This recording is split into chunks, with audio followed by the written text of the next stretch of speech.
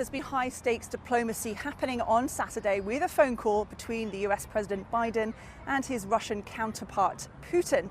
Now, the US readout from that phone call says that Biden did warn Putin that if there was any further invasion of Ukraine, there would be a swift response and that it would be a cost to Russia.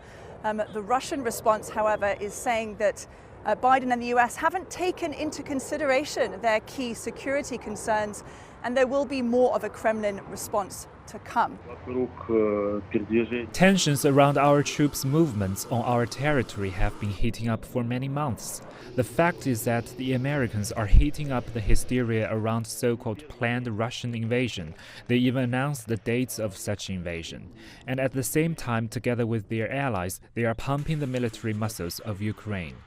And we've got to this point with recent warnings from the US, particularly from the National Security Advisor Jake Sullivan on Friday, warning US citizens that they have to leave Ukraine within the next 24 to 48 hours. That's by the end of Sunday.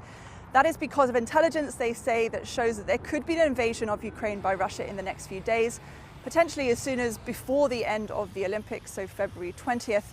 However, from the Russian perspective, it's quite different.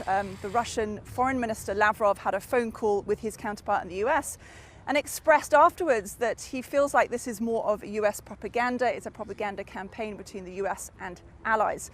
Now, in Ukraine itself, the president has actually been observing and visiting his own military exercises from his own troops in the country. He said that he hasn't seen this full intelligence that would suggest that there will be an invasion in the next few days. He's also urged for calm.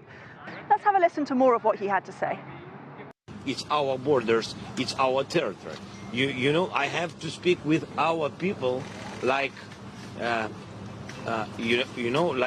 like president, and say people truth, and the truth that we have different information.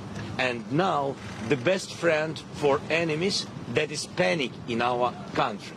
And all this information that helps only for panic doesn't help us. In terms of US troops now, most of those have actually withdrawn from Ukraine, but the US has sent troops to shore up its NATO allies in the region, including most recently 3,000 troops to Poland. Caroline Malone, CGTN, Washington.